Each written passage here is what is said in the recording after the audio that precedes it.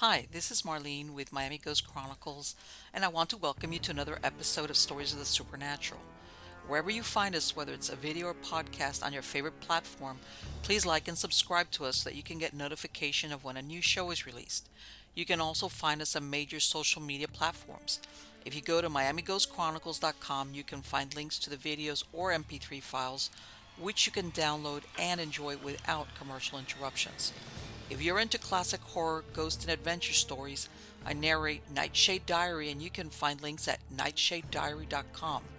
If scary stories are your bag, and listening to encounters with cryptids, ghosts, dogman, and other weird creatures sends a shiver up your spine, then go to supernaturalstorytime.com for links to our weekly podcasts.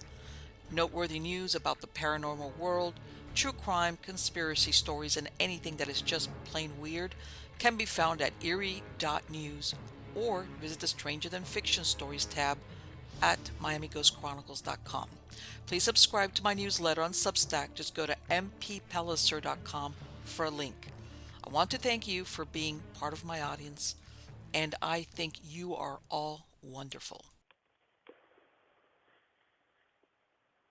How's everybody doing? Good? Everything is good over here, like always. No, not like there's. Again, it's uneventful. And during the heat and the humidity, and here in Florida, we even in northern Florida, we have what they call those afternoon thunderstorms, and I have to laugh because once upon a time I grew up in Florida, and afternoons in the summer you knew that you were going to get some type of thunderstorm, or, rain something. But now of course with the phone and everything, you get these alerts, warning, or what is it, an alert? What is it? I'm thinking, what is it? It's a thunderstorm warning. It's like, okay, stop it, because everything becomes like an emergency. When I look at that, to me, it's having grown up in a state where here the emergencies always are related to hurricanes, something like that. Rain. I grew up. It was like, yeah, you knew that in the afternoons there usually was thunderstorms. Lightning, and yeah, the wind picked up. But now it's like, I look, we've noticed a thing of, and it might be windy. I'm paraphrasing, of course. It's more in, you know, governmental terms. But it's like, what is this? Everything becomes so dramatic. All right. And then I'm thinking, this is almost feels, and I'm sure people are familiar with it, that series, X, fill in the blank for dummies, feels like life for dummies. It's like, of course, if you've lived in a place and of course, you rainfall, lightning, you might have picked up, maybe gust. It's like, okay, everything is becoming like, watch out. I'm telling you. I guess you only realize this when you're a little bit older and you've been around when this wasn't the norm, where everything become, and the point I'm trying to make is, I think sometimes we become so saturated with this. And we're going to it's going to, believe it or not, what I'm telling you right now is going to tie into our guest and what we're going to talk about. That when you hear the really important, imminent notice or news or the warning, you're kind of like, oh, okay, all right, yeah, sure, okay. The urgency is gone. The urgency is over. And because you've heard it, you're like, you become desensitized to the urgency because you're getting it all the time. And and now you're going to see how it's going to tie in, because I'm going to tell you who our guest is today. He's been here before. His name is Stan Gordon. He's very well known in the UFO cryptid field. I'm sure a lot of you are aware of who he is. But let me give you a background anyway on him. Was trained as an electronics technician, specialized in radio communications. He worked in the advanced consumer electronics sales field for over 40 years. He's been researching UFO sightings, Bigfoot encounters, and other mysterious events in Pennsylvania since 1959. Since then, he's been involved in the investigation of thousands of unusual incidents. For many years, Stan led teams of scientists, engineers, and research specialists to investigate mysterious occurrences across Pennsylvania. He's a primary investigator of the 1965 UFO crash incident that occurred near Kecksburg, Pennsylvania. Stan has been taking calls on UFO sightings and other strange reports from the public since 1969, and he continues to receive unusual reports on a regular basis. He has given illustrated lectures both locally and nationally on the topics of UFOs, Bigfoot, cryptids, and strange encounters since the late 1960s. He is a former Pennsylvania State Director for the Mutual UFO Network, or MUFON, and was its first recipient in 1987 of the MUFON Meritorious Achievement in a UFO Investigation Award. He was listed in the 2005 Fate magazine special, The 100 Most Influential People in UFOlogy Today. He's a producer of the award-winning UFO video documentary Kecksburg, The Untold Story. Stan is the author of 4 books: Silent Invasion, The Pennsylvania UFO-Bigfoot Casebook, Really Mysterious Pennsylvania, and Astonishing Encounters, and Astonishing Encounters, Pennsylvania's Unknown Creatures, and his latest book, Creepy Cryptids and Strange UFO Encounters of Pennsylvania. Help me welcome him. How are you doing today, Stan? We're doing good. Nice. Thanks for having me back on the program again. No, on the contrary. Let me tell you, and the reason why I mentioned that thing that sometimes it's over the top is that, I don't know, we were just a minute before we started to record, you had telling me that things were ramping up. And then I'm seeing articles where they're saying, hey, all these incidents of UFOs and crashes, this was all the government covering up for, development of, in other words, the UAPs are not extraterrestrial. And I'm like, really? But tell me, what's been going on in your neck of the woods, Stan?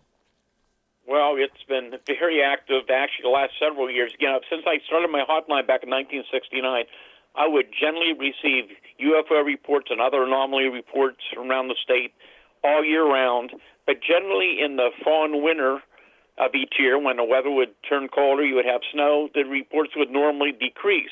Mm-hmm. But in the fall of 2021, we suddenly had an increase in low-level UFO incidents, and then Bigfoot cryptid incidents, and it's never stopped. It's gone on through 22, 23, 24, and right through all this year it has been nonstop UFO sightings, Bigfoot reports, orbs, balls of light below the ground, all kind of cryptid reports. It has just been amazing right through the last week.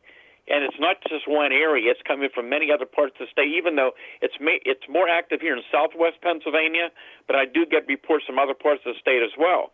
But what's really intriguing is in the last 2-3 years, now we're getting more and more low-level daylight observations of objects in the sky. We're getting some pretty good pictures in. We're getting more and more Bigfoot sightings in daylight where people are 50, 60 feet away from these things. So we're getting detailed reports. And these orbs, these small spheres of light cases, have been increasing more and more in recent years. And I'm telling you, it's probably one of the most interesting part of the UFO-UAP mystery that people are beginning to talk more about, but a lot of people are not even aware of what's happening, and it's something that really should be looked into.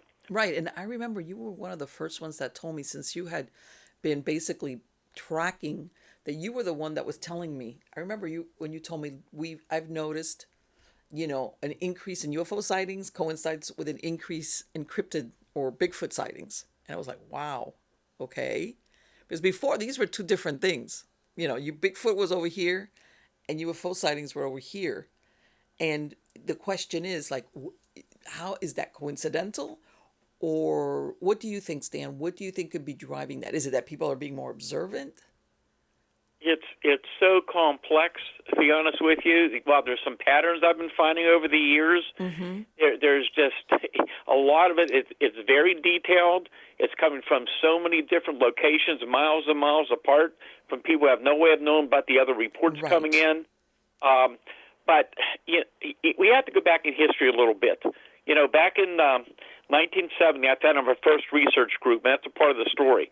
One of 3 that for many years would investigate across Pennsylvania. And in my volunteer teams, I had scientists, engineers, technicians, police officers, former military specialists. We all did this voluntarily out of our own time and pockets, all having full-time jobs. Mm-hmm. And by 1973, I'd extended to cover the whole state of Pennsylvania. And we are so lucky that we were already set up, because we had the biggest UFO and Bigfoot outbreak in history here in Pennsylvania, which you've got to remember now, it's 1973. Yes. There's no internet, there's no cell phones, so the public had no way of knowing what was going on. but a lot of the local area newspapers, the statewide papers, and national news were picking up localized reports that they were receiving, or some of our investigations they were covering.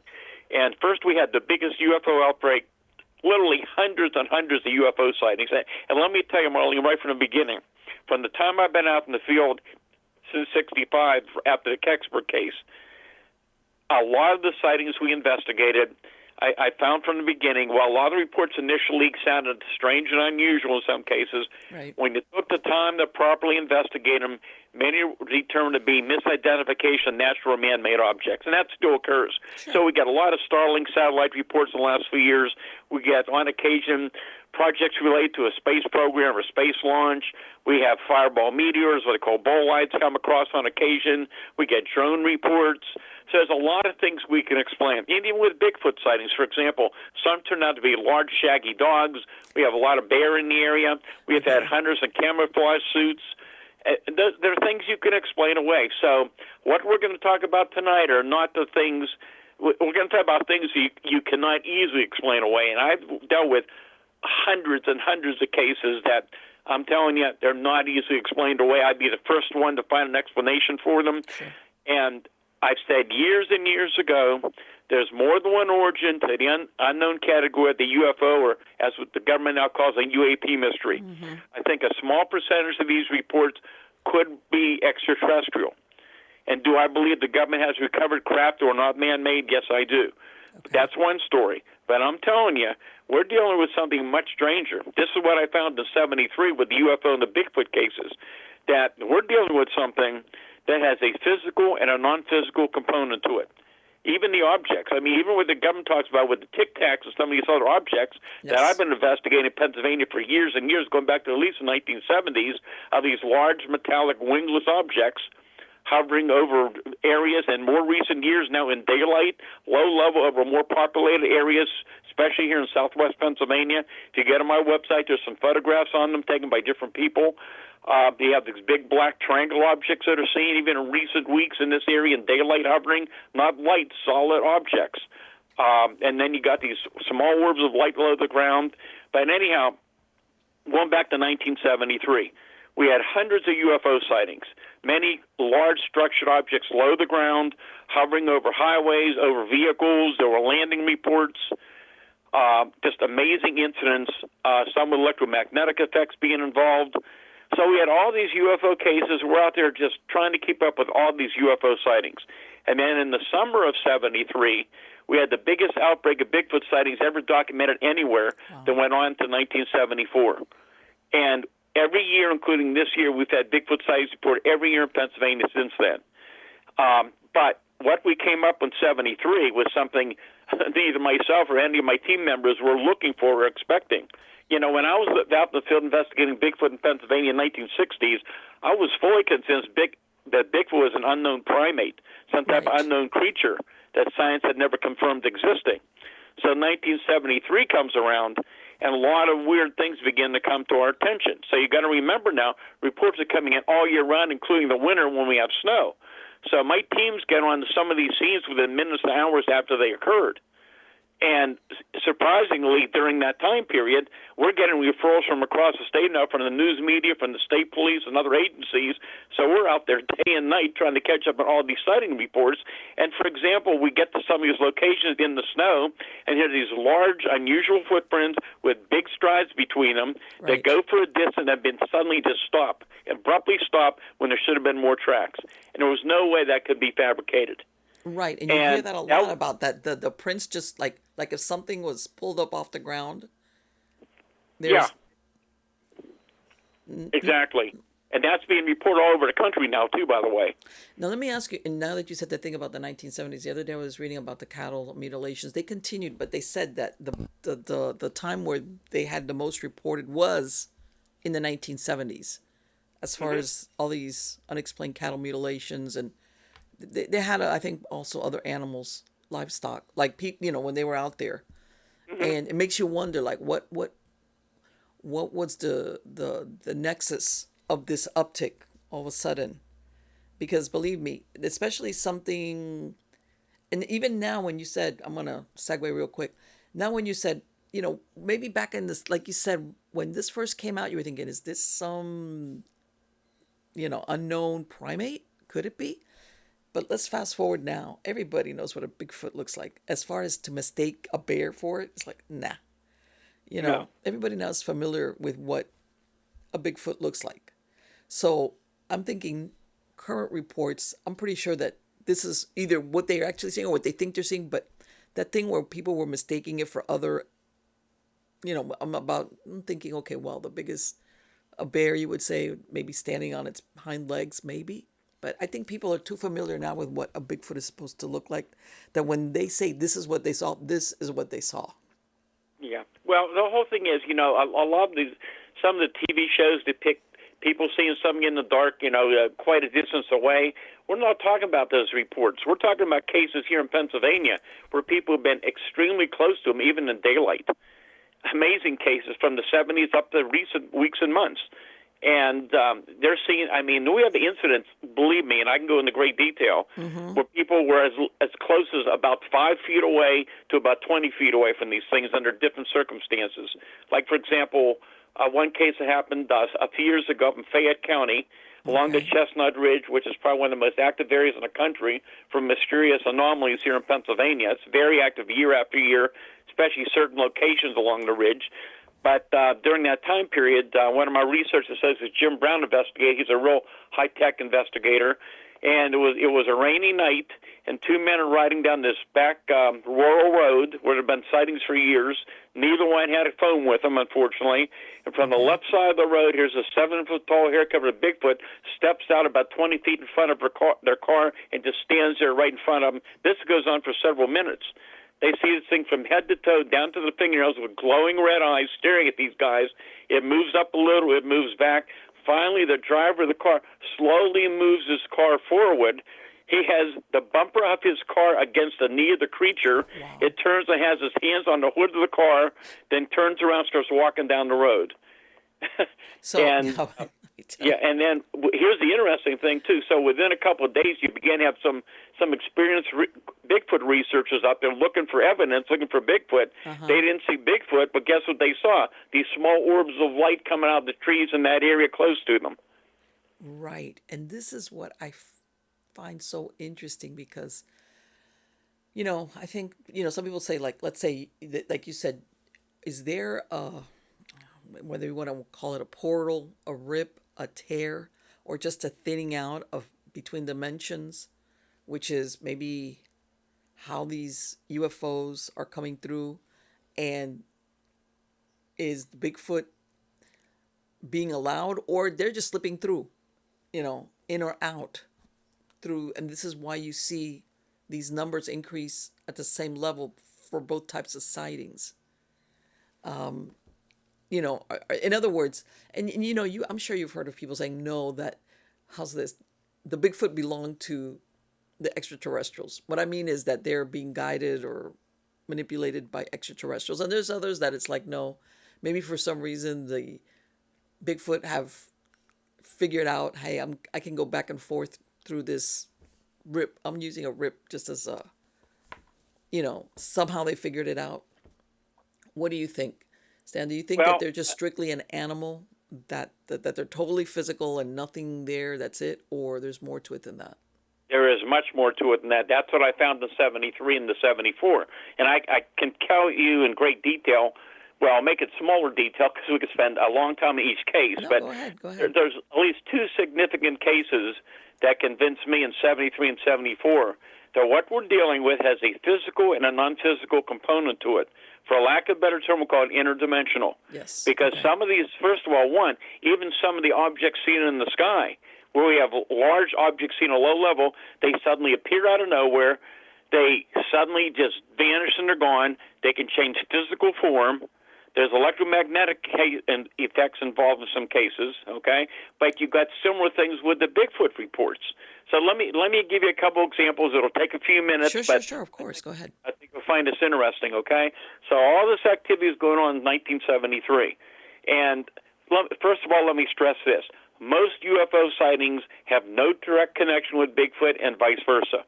But there's growing reports all around the country and other parts of the world where you're having these different anomalies being seen together. Okay, more and more activity. So going back in 73, all these incidents are going on. We're starting to see a pattern as months go by of a UFO sighting in a certain area. Within minutes, hours, and days later, we have a Bigfoot sighting or vice versa. Then October 25th, 1973, I remember that night very well. I'm getting numerous reports of UFO sightings across the state on my hotline. About 10:30 at night, I get a call from a state trooper from the Uniontown State Police Barracks in Fayette County. He just came back from investigating this incident, and he said, I think there's something still up on the farm. Can you get a team up here as soon as you can? Well, it's 1973. It's 10:30 at night. It's a pretty good distance away, and there's no GPS. But we did. I called in some of my helpers. We got our radiation equipment, got our other equipment, and found our way up to Fayette County. I know we spent the whole night up there. Okay. Anyhow, the story is about 9 p.m. that night, you had 15 witnesses who observed this huge barn-sized red ball in the sky, about 100 feet off the ground, hovering and slowly making its way downward. And the focus of the stroll would be on the son of the people that owned the farm. He was coming down the road to visit his family, owned the farm. And he sees this thing in the sky and other people watching it. He decided to go to a neighbor's house to get a better view, and it looks like this thing's going to land on his dad's farm. Okay. There were 2 young boys in that household, and the 3 of them decided they wanted to go up in the field and see what this thing is. So before heading up there, they go over his dad's farm. The adult, he grabs a 30-06, which is a pretty high-powered weapon, and a handful of ammunition. And he didn't realize till later that in that handful of ammo, he had 2 tracer bullets. So when you fire those, you just get that luminous trail. Right. So, again, I'm giving you the short part of the story. They're making their way up towards the area up on the farm. And anyhow, as they get closer, the dogs are going crazy. They hear this high-pitched whining noise and these baby crying sounds. And they make their way up to the pasture, and there they're standing there, and about 250 feet away, they couldn't believe what they're seeing. Here's this huge object on the ground right above it now. But now it's like a half a sphere, like a big white dome, about 100 feet in diameter, making this loud whining noise and illuminating the whole area. So they're standing there trying to figure out what this thing is. But a short time later, their attention's drawn to this barbed wire fence about 75 feet away. And along that barbed wire fence are these 2 huge hair-covered Bigfoot-like creatures walking slowly in their direction. Whoa. The one in front is about 8 feet tall. The one behind is about 7 feet tall. They're slowly moving one by one to the next post, heading towards the direction of the 3 witnesses. And they're covered with long, dark, matted hair hanging off the body. They have no neck. The arms are so long they're hanging below the knees almost to the ground. They're kind of stooped over. They have large, luminous green eyes. And the one young boy is so frightened he runs out of the field. And the other young fellow is yelling at the adult, shoot him, shoot him. So this fellow fires his first shot over their head. Turns out to be one of those tracer bullets. Okay. Then he fires his second shot. Here's where it gets really interesting. He fires that second shot, which was the second tracer, and when he does, the largest of the 2 creatures reaches out as though to grab that tracer bullet and makes a loud whining, crying noise, and at that time, that huge glowing object on the ground disappears. It doesn't take off, it just vanishes. Wow. And the creatures turn around and start walking back along the tree line. At that point, he's firing live ammo from his 30-06 into the creatures with no effect on them whatsoever. In fact, until that fellow passed away, he always told me, he said, I'll never forget how that huge creature with those glowing green eyes is staring at me as I'm firing live into it with no response from it whatsoever. So these 2 fellows, they ran back to the truck, went to the farmhouse, and got the family out of there. They went to the neighbors and called the state police. And the trooper arrived 45 minutes later. And again, short part of the story is a trooper and a witness went up in the field to look for evidence. I interviewed the trooper, and he said when he got on scene, the area where the object had been on the ground was self-luminescent and glowing, about 100 feet or more in diameter. He said if he had a newspaper, he was certain he could have sat down within that area and read the newspaper from the glow. He noticed the farm animals would not go anywhere near it. Okay. And they went back to the barracks. I was told both the trooper and the witness were taken to 2 separate rooms, separately interviewed. Then they called me to send up my team. And during the night, some of the strangest things ever reported with a case like this occurred. Again, I don't have time to get into it. We could spend 2 hours talking this case. The whole thing is in my Silent Invasion book. Okay. It's one of the strangest cases ever documented. So that was this one case, and we began to realize, what are we dealing with? There's something going on. These are not Bigfoot reports. They're not what we thought they were. Right. And again, I want to suggest, I am not suggesting that these things are extraterrestrial, because the evidence is more and more we're dealing with something that has a physical and a non-physical component to it. They come and they go. They're here and they're gone. For lack of a better term, we'll call it interdimensional, because I don't think anybody understands it right now. Sure. But as the weeks went on, more and more even stranger reports began to come in from miles and miles around. Okay. And then February 6, 1974 happens, way up in the mountains, southwest Pennsylvania. So here's this woman in a little cabin home deep in the mountains. It's a normal evening. And I'll give a little background, because some of your listeners will probably remember the time period. There was a big national trucker strike going on around the country. There was gas rationing. A lot of people remember the gas rationing. Yeah, I remember that. So I couldn't get gas in my hometown to get up to the scene early the next morning.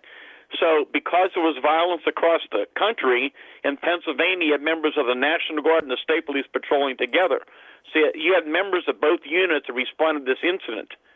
And anyhow, so this lady, that evening, she was watching TV. She has a little cabin home deep in the mountains. She hears this little commotion on her front porch. She has some empty soda cans, pop cans out there, and someone was knocking the pop cans around. Okay. So a few weeks before, she had a pack of wild dogs coming through, and she thought, I bet the dogs are back. So she thought, I'll grab my 16-gauge double-barrel shotgun, I'll load one chamber, I'll shoot over the head, and I'll scare those dogs away. So she proceeds to do that. She loads her shotgun. She walks up towards the front. She turns on the switch for the outside porch light. She approaches the door. She steps out, but there's no dogs. 6 feet in front of her is a 7-foot-tall gray-haired Bigfoot, but its arms straight up over its head when she turned on the light. And what does she do? She pulls the trigger and fires right into it. Oh, my God. She said there's this bright flash of light, like the flash on a camera, and that solid-looking creature disappears right in front of her. Now, her in-laws lived 100 feet away. They heard the gunshot. They called and asked her what she was shooting at. Her son-in-law reportedly started walking down that road with a sidearm and was supposedly encountered 4 or 5 hairy people with eyes like coals of fire, starting shooting at him randomly, and at the same time there was a large luminous object hovering over the trees at the same time. That's when they called the state police for help. And I talked to the primary investigator, and he said by the time they found the place way up in the mountains, everything was over, but he said something really weird happened up there. He said, one, the witnesses were very credible. They were visibly very shaken, but they gave great detail of what happened. But he said what convinced him were the animal reactions. Now, I'm not sure if I mentioned this to you, Marley, but in all the years I've been doing this now, I have never personally seen a Bigfoot or a UFO myself. I've interviewed multitudes of witnesses. I've seen a lot of evidence out in the scene. I've never seen one personally, but I have seen the animal reactions. And commonly, over the years, especially with dogs, even the most vicious large dogs, when they're close to these creatures, they're just like paralyzed. They don't bark. They shake. They cower. They hide. They're scared. You hear that. Yeah, that's very common, and other animals respond as well, but it's very apparent in the dogs. Even in recent months, we're hearing reports like this. So anyhow, that was the case, among others, that indicated we're dealing with something that appears and disappears. It's physically here and it's gone. I've interviewed many people now who have told me, for example, that they're riding down the road, even during daylight, and this huge, hairy Bigfoot creature suddenly appears in the middle of the road. So it doesn't come from the side of the road onto the road. It suddenly just appears in front of them. They see it moving, and then it's gone. They said, one person said to me, it's like watching a Predator movie. I've had other people have seen these things at close range where some of the body is physically solid, some of the body is more transparent or out of focus. I've had reports of these things actually gliding or floating very fast above the ground, and in many cases, of course, these things with huge strides running very, very fast. There are so many aspects of Bigfoot that people don't know about, which suggests that these things are not normal flesh and blood animals. I have a whole lecture I do on this, and it is amazing. Even the electromagnetic effects being reported with Bigfoot cases, a lot of people don't even know about. Well, and it makes you think exactly what you mentioned, that thing about Predator. Are they there all along, and maybe they have some type of cloaking device that you can't see them and every once in a while something shifts and you're able to see them? Or is it that they're coming in and out of the dimension? Is maybe they're there all along and they have something that we just can't see them for Well, some all I reason? can tell you is there's a lot we just don't understand. The pattern I found years and years ago, which is continuing to be reported, is that many close-range, low-level UFO sightings and many encounters with Bigfoot and other cryptids often occur in the vicinity of energy sources. So you have many incidents around gas wells, gas lines, high-tension power lines, power plants, bodies of water, railroad tracks, all kind of radio towers. There's definitely that type of energy connection showing up with many cases. And I can tell you, you asked me earlier about these patterns. Well, again, you can have a UFO sightings all year round. You can have some occasionally Bigfoot or Thunderbird sightings, these huge flying creature reports, out-of-place Black Panther sightings, Yes. all kind of other weird creature reports we get in. But then over the years, in the last few years, we would have different outbreaks at different times. And interestingly, you begin to see these things people don't know about. Like last year, we had an increase in Thunderbird sightings. These huge, wide wingspan creatures are being seen from many areas, and there's no way these people even knew I was getting these reports. The guy didn't publish them at that time. Right. There's So nothing that that was you're saying, going oh, on. somebody heard or influenced or, yeah, they're exactly. Yeah, right. And then in very recent weeks, okay, we've had some very interesting low-level UFO incidents. I talked to a fella, interviewed him for 2 hours about 2 weeks ago, who said he's been hunting for 40 years, and he said what he saw and encountered just about 2.5 weeks ago, I think it was now, he said his hair on his whole body just stood up. He said, I know what I saw, and he said it was a pterodactyl. He said it was very low. It had a monstrous wingspan. It was all leathery skinned. He could see the crest in the head and the long tail with this unusual appendage at the back that other people told me they've seen, which is common with some of the flying prehistoric creatures we know about. We've had Black Panther incidents, and I'm finding more and more indication that a lot of these other cryptids, it's the same thing. They appear, they're gone. They're here and they're gone. Yes. And that's why there's no bodies, because these things are not here all the time. And that's why there's so much skepticism, because if you don't see it yourself, it's very hard for people to believe that these things exist. Sure. Or to say, oh, it's a mistake and they mistook it for. And like, you hear some of these things, even the ETs that, oh, it was an owl, it was this, was like, come on. There's no way you're going to mistake. I live in a place where I've got big owls out here. And believe me, I know it's an owl. I could never think it's something else besides that. But you hear these people, oh, no, people are confused when they see that. It's like, no, I don't think so. Let me ask you, when you have inclement weather out there, especially lightning storms, does that affect the sightings or anything like that, since you said there was a connection to energy locations? I can tell you, even today, we have had a lot, probably worse than what you were talking about earlier in your program. We have had a lot of flash flooding incidents in this area, in the greater Pittsburgh area. Okay. A lot of bad storms in the last several weeks. Last several days was some very bad flooding again. But I'm still getting reports. And so I get reports on beautiful days. We've had reports during snowstorms, thunderstorms. And no, these are not cases of ball lightning. We check all that kind of, that's very rare. That's not the kind of thing that's being reported. But it doesn't matter. We get reports on all type of weather conditions. And I'll tell you something kind of interesting without going into a lot of detail. I've heard from 2 different landowners now over the last several weeks, and there were 2 different incidents in different counties where apparently there was some storm damage, and you had crews from 2 different utility sources came to these different properties, and apparently while this was going on those different properties, there was Bigfoot activity or Bigfoot sighting on that property, as though the utility companies were causing some kind of commotion and were drawing the attention of the Bigfoot in the property. Wow. And you know what? And I understand, because when we've had hurricanes, especially, when we had Milton and the other one, we had a bunch, and I know exactly what you mean. We had, they brought electricians from other electric companies into the state, and because their trucks are different. So I know what you mean, that they bring in all these crews from different areas that, these aren't colluding on seeing the same thing, because they're unknown to each other. They're totally unknown to each other. Right. Well, let me tell you a couple interesting things. Yeah, especially we'll talk a little bit about the orbs because I think it's really important, but let me go back to one other thing. So for years and years, one of the stranger reports of creatures is the out-of-place animal of black panthers in Pennsylvania. Yes. So we're not talking about mountain lions, cougars. We're talking about black leopards or black jaguars, which are not common in this part of the world. Yes. They've been seeing them for years and years. Last year we had one walk out 20 feet in front of a car. Guy got a great view of it. I've had many sightings in daylight. I've interviewed hundreds who have seen these things at close range. But I told you about that case where a lady shot at the Bigfoot and it disappeared. Yes. Let me tell you another story. February 1983, deep in the mountains of Pennsylvania, the cold morning, this guy's coming in around 1 o'clock in the morning. His car's overheating. He pulls into his driveway, goes inside, gets a can of antifreeze, comes back, he's putting antifreeze in the car. A few minutes later, he hears this loud growl.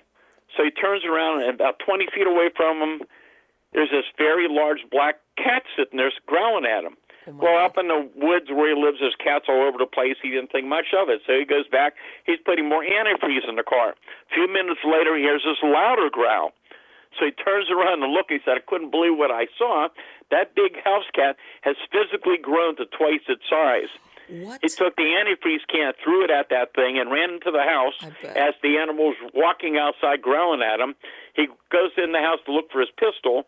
He came out a few minutes later, and he said, I thought I'm losing my mind. He said, that big cat now looks like the animal I saw in the zoo. It looked like a great big black panther with a long black tail. We had glowing yellow eyes, was staring at him, growling at him from outside.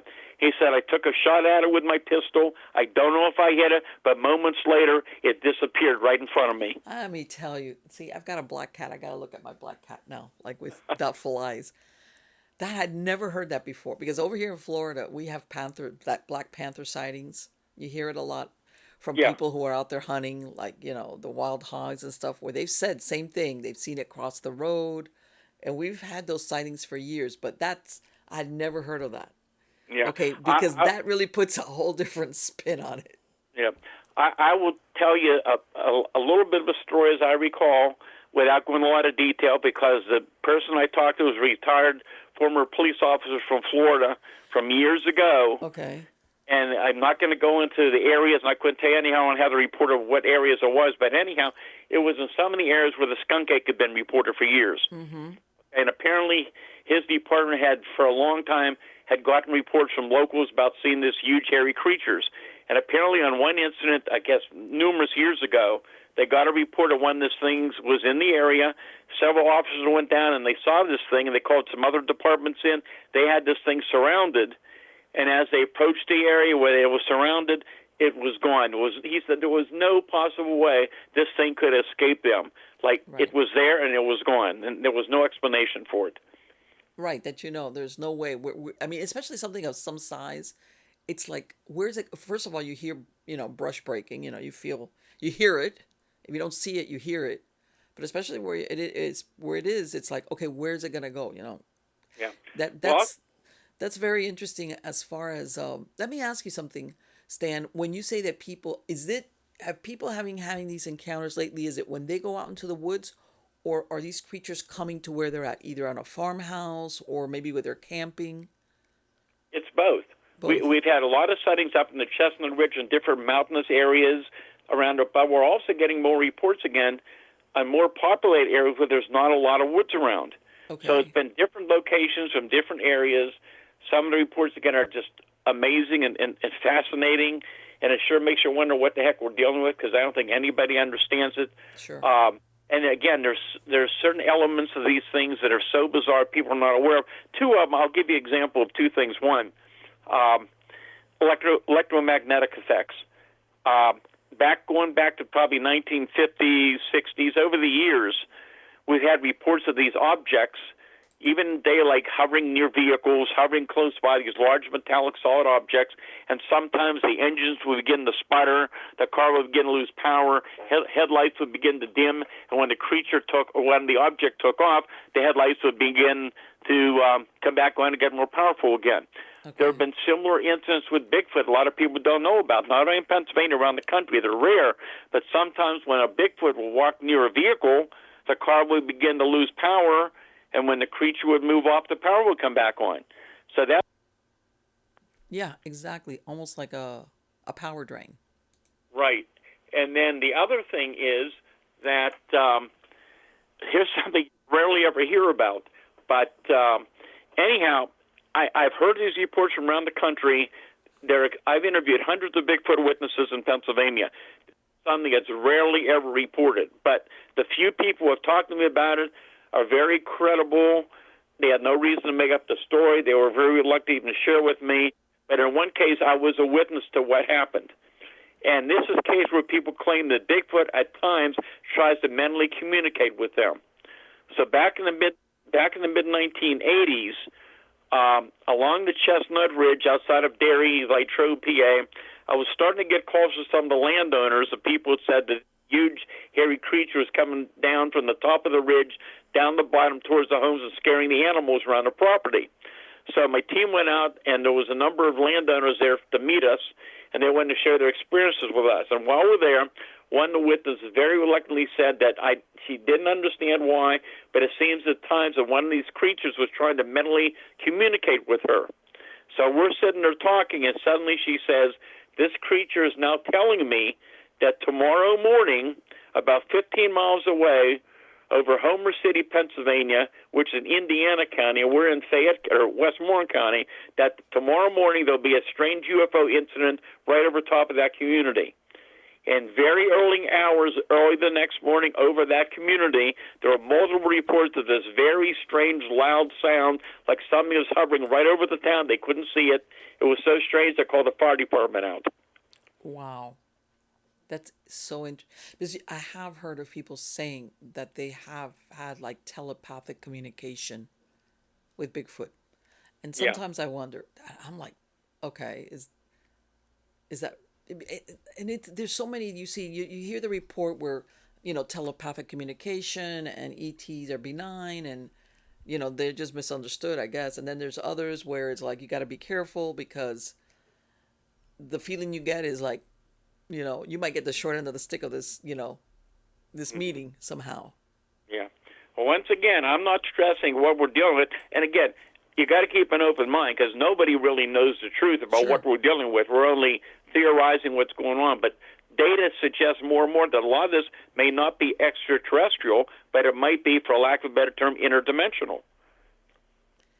Well, and maybe because we always think of extraterrestrials as in coming from another planet light years away, and what if their form of travel is interdimensional?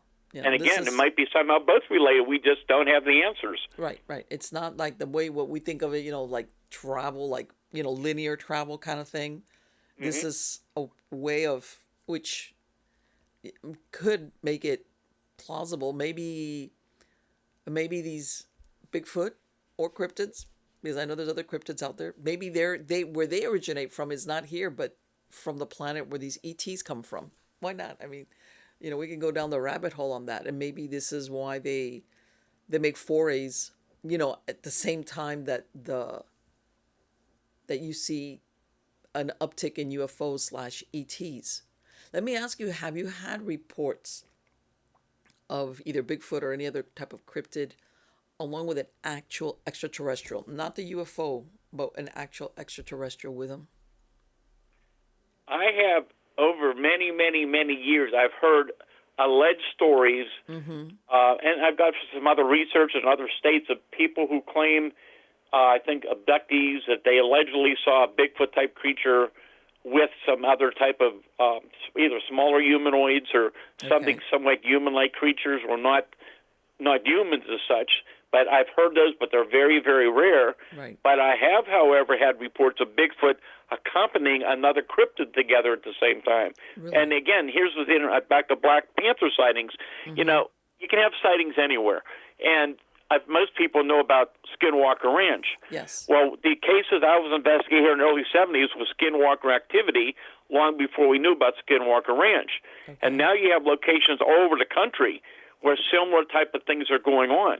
We have another area that's very, very active here in southwest PA, up in Fayette County, at the Pennsylvania Bigfoot Society, called Area X of Pennsylvania. And I've been up there, and it's a very, very hard area to even get into. It's very, very secluded. It's very, very weird. Of course, when I'm there, nothing ever happens, but I've interviewed many really experienced researchers who have been up there, and they've had everything from the Bigfoot activity around there to the orbs of light coming very close to these people, cryptid stuff, UFO stuff, all kind of weird anomalies. It's very interesting. So you have this on different properties. And, for example, sometimes in certain areas, such as a major outbreak that went on for months and months on the border of Armstrong and Westmoreland County back in, starting in the summer of 79, and I think intensified 81 and 82, when many, many people were seeing Bigfoot, UFOs, and then black panthers at the same time. Right. And one of the things that you mentioned, the jaguars, because people don't realize that those, that they call black panthers, or those black jaguars, it's just that, you know, at one point they did populate the southern end of the United States. They were, and then they just, you know, they got hunted out. And, you know, those jaguars, people don't realize it's just that the rosettes, you know, they blend in. But supposedly that the point being that normally they've been gone supposedly for many, many years, decades, that the supposed black jaguar, black panthers have not been seen. And, you know, you always hear these stories of like, oh, you know, this one's, you know, circus, you know, this is of course, this is when circuses would travel around with, you know, on a train and stuff like that. But Yep. no, some of these sightings are really unusual. And like I said, especially in an area where, I'm going to say, like, even here in Florida, yeah, we do have the equivalent of pumas or cougars, or we want to, but the coloring on them is totally different. And again, I want to say that a lot of these reports originate with hunters who are very familiar with the wildlife in an area. Mm-hmm. So they know that when they see something, this is what I saw. Yeah. Well, I'll tell you a very interesting case. It made actually the local news, major news. This was, let's see how my memory is tonight, 1983. This is in the Bloomfield section of Pittsburgh, a very populated area, okay? It was early morning, and there's a big fence that separates this big wooded area from a populated area where there was a big auto dealership. This huge black panther dives over this fence, lands near a car where a mechanic is putting a headlight on a car. This huge black panther with a dead animal in its mouth lands a few feet away from the mechanic. It's so close he can hear breathing and smell it. It turns around, looks at him, and dives back over the fence. And a short time later, other people see a small one and a big animal. That led to a big search by the Pittsburgh police and animal protectors with tranquilizer guns. They searched and searched. They couldn't find it. There's very few in captivity. Nothing's missing. I had one of my research people, my team was a former military special forces guy, as I recall, with a lot of tracking experience. He got out there and they tracked the distance and was gone. But the whole point is this: when you get these reports, there are so few in captivity, nothing's ever missing. Sure. Exactly. And of course, that's the thing. When, let's say for a zoo, you know, something gets out, the first they're going to call the police and say, hey, my God, you know, we've got a dangerous animal that escaped. So the police would have been aware of something like that. They're not going to keep it a secret. I can imagine that poor guy, man, talk about a way to clear a room. You look and there's a black, it's like, okay, he must have been a nervous wreck for a few days after that. Yeah, well, let me tell you, I deal with people on these almost every day. I'm getting current and past reports in here all the time. And while I deal with mainly Pennsylvania, I get calls from over the country and around the world at times. People have these incidents and want to talk about them. And there's so many similarities to these reports, the little details, a lot of the small things people don't even know about that they tell me. And it's so complex and so bizarre. And so many of the people that call me are people who didn't believe in these stories. I mean, hunters have been out in the woods for years and never saw a thing until that one day, and their lives are changed. Oh, my God. I get calls from men, women, children, people from all walks of life. Hunters, educators, first responders who have no reason to make these stories up. They have nothing to gain. Their names are not used, and they're just even reluctant to talk about it. No, let me tell you something. When you mentioned that, Stan, I was practicing hypnotherapist for many years. And I, on occasion, you know, more than once, I had people call me through other friend of a referral, because they had, for lack of a better word, I'm going to use the word trauma, because trauma is not only physical, because they had some type of sighting and they could not square it in their head. And these people were having a hard time sleeping. They normally were not anxious people, but they became anxious people. Some of them I know from what they told me, they wouldn't, if they were hunters, they wouldn't want to go back out hunting or camp. If it had to do with the outdoors, this one incident, this one sighting for them shifted their reality very, very badly for them. And I had, they called for help as far as to lower anxiety. And I even had one guy tell me, can you hypnotize me to make me forget something? And I was like, what? Mm-hmm. And, Oh, yeah. because, so I understand perfectly well what you're talking about as far as for that one encounter that they have, even for the non-believer, it's like it changes everything for them. Oh, yeah.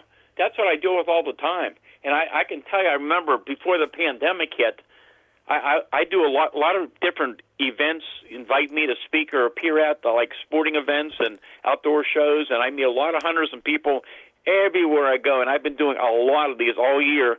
Everywhere I go, people come up to me sharing their recent or past experiences, and I can tell you, almost nobody reported to anybody. We cannot even imagine how much of this is going on we don't know about. Oh, sure. Because a lot of people Absolutely. wait weeks, months, years, and never report. Absolutely.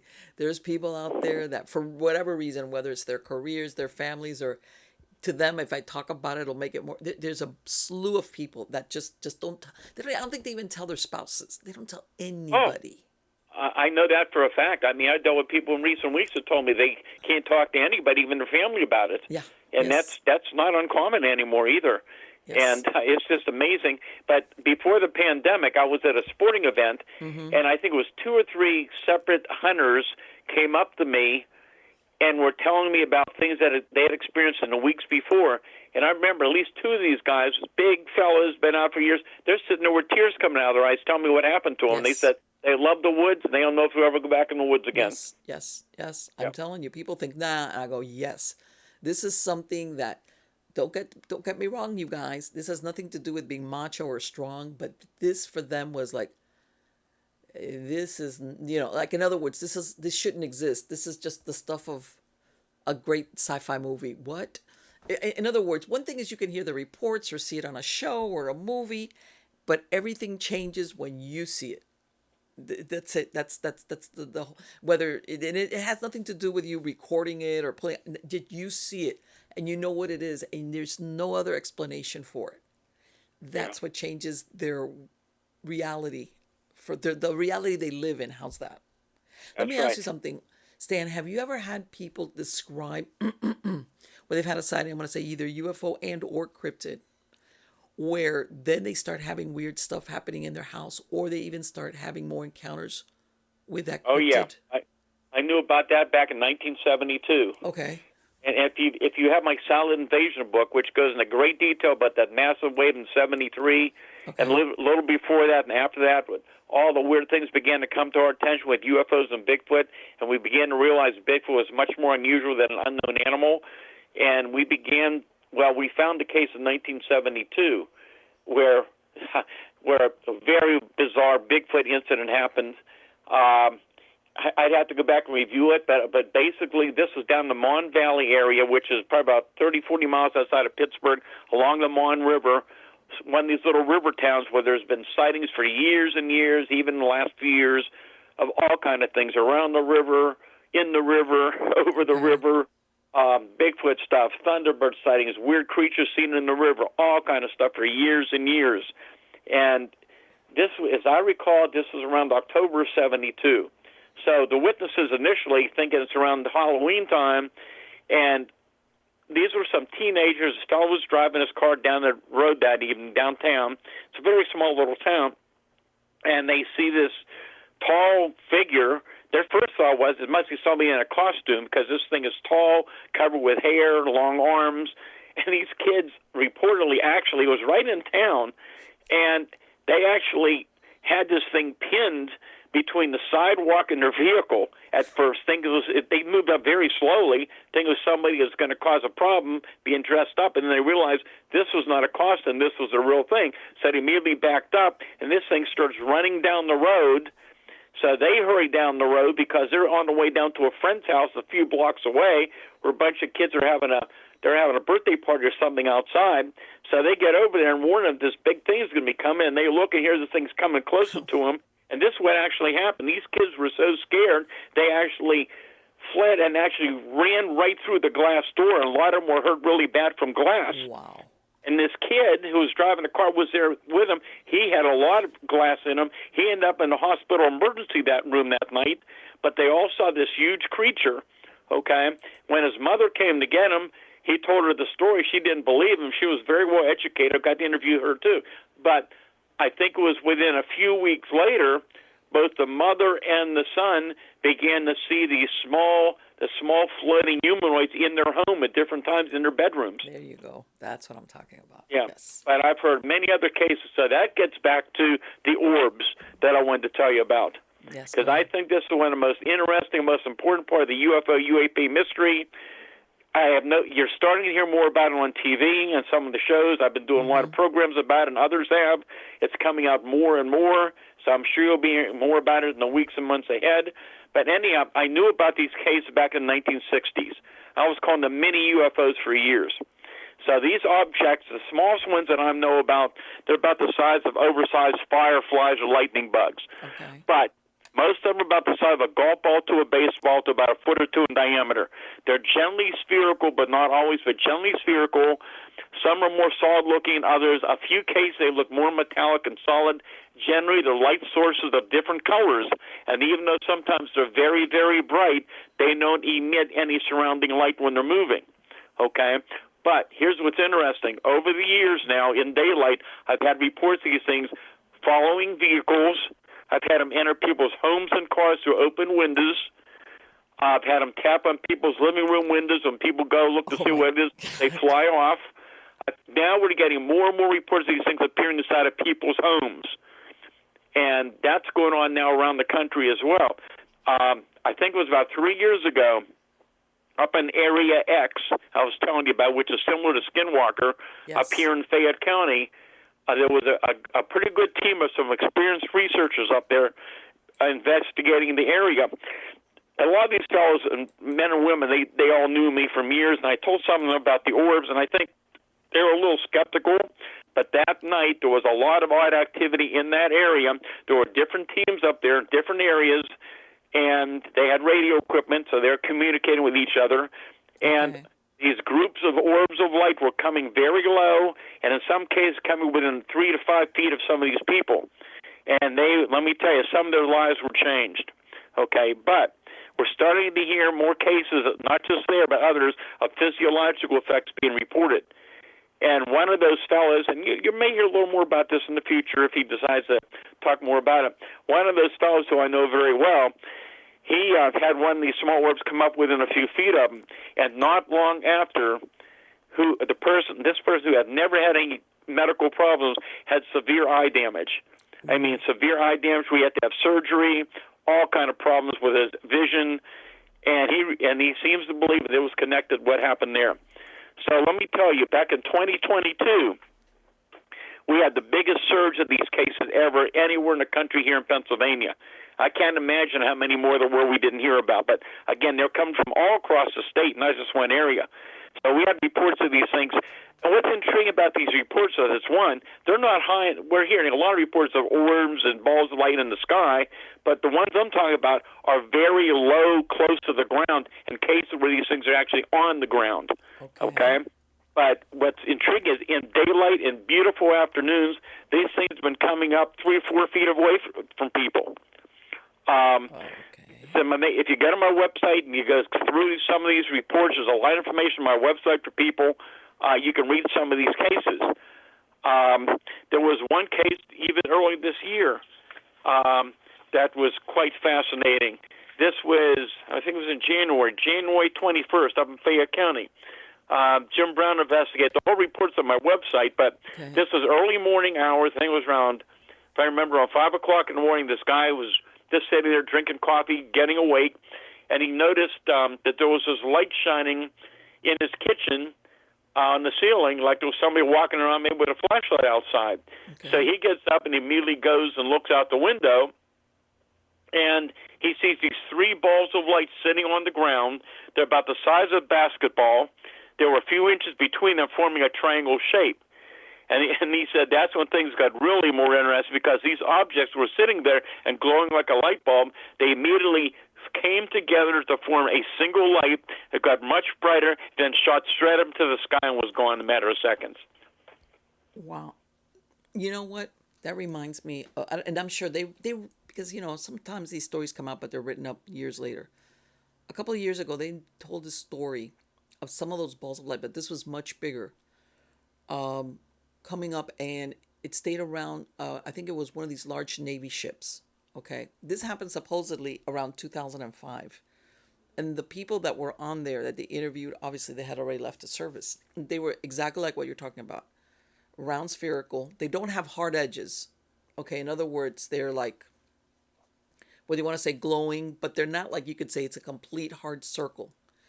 And they themselves, that it followed the ship around for like 3 or 4 days, and the people on there, what they couldn't understand is they're supposed to log everything that happens on that ship in some type of log, especially if you're doing some type of duty.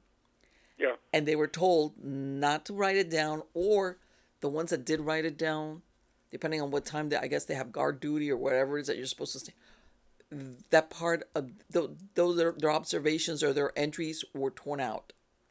And the ones that didn't write it were the ones that went to their superiors and said, "Hey, what is this thing?" They were saying, "Just ignore it." And they couldn't understand it because they said this was 0506. This was what, 4 or 5 years after 9/11, where you would think they would be like, "What is this?" And they wrote up this story like 2 or 3 years ago. I don't want. It was one of the military magazines, I think. I can't remember which ones. And now that you're saying that, obviously it was a little bit bigger, but the same thing, that orb type of appearance that just followed them around. Nothing bad happened or nothing good. They couldn't feel anything. The only thing that they couldn't understand why I guess the commanding officers on the ship or whoever makes decisions didn't do something about it. They themselves were like, "What is this?" And then it just stopped like that after 3 or 4 days. So that orb thing, that does make a lot of sense of what you're talking about, even though what you're describing is much smaller. Yeah. Well, let me tell you what in 2022. Just give me for an example. In October 2022. So, first one's around 6 o'clock in the morning, as I recall, up in Fayette County. This woman finds her husband sound asleep on the porch in the cold weather in his pajamas, which he would never do. When he finally was awakened, he told her he was going out to get the newspaper just been delivered. And as he's walking towards the newspaper box, this small round sphere, I think it was about a foot in diameter, was very close to him. And he said all of a sudden he got so tired he couldn't stay awake, and he fell asleep on the porch. So 3 days later, about 30-some miles away outside of Ligonier, so the area that's really active is the Chestnut Ridge area. Then there's a little divide, and then you go into the Laurel Highlands, which is the Laurel Highlands. It's also very active with all kind of strange activity from different people for years, and a lot in the last couple of years. Anyhow, this lady's awakened in her home out in the country. 2:30 in the morning, she gets up to go to the restroom. She comes out of the restroom. In her living room, 5 feet away, she sees this dark blue globe of light about a foot and a half in diameter. It has some kind of a dark mass moving around inside of it. She remembered taking a step towards it. She felt like a slight electrical jolt. Okay. And then she said she got so tired she couldn't stay awake. The next day she felt very weak, very sickly, and she said, "I'm an insomniac. I don't fall asleep like that." Right. So within 3 days, he had two similar physiological effects. And we're hearing more reports like this with different types of physiological effects being reported now. Right. Well, I've heard, and I'm sure there's a couple of them that have become well known, of people that have seen actual UFOs, and then they've either gotten some type of either the equivalent of radiation burns, or like you said, or their eyesight has been affected, that kind of thing. But these have been sightings of actual UFO crafts, not like an orb. And it makes you wonder, is this intentional? Is this unintentional? Because I will tell you, sometimes, and I don't think that's the case with what you're describing, but sometimes in cases of extreme trauma, like when your mind can't comprehend it, you do fall asleep. You will you put yourself to sleep. Your brain says, "We're going to put you to sleep," because if not, your sanity is having a moment, Yeah, and that yeah. you'll have people that will, like you said, fall asleep.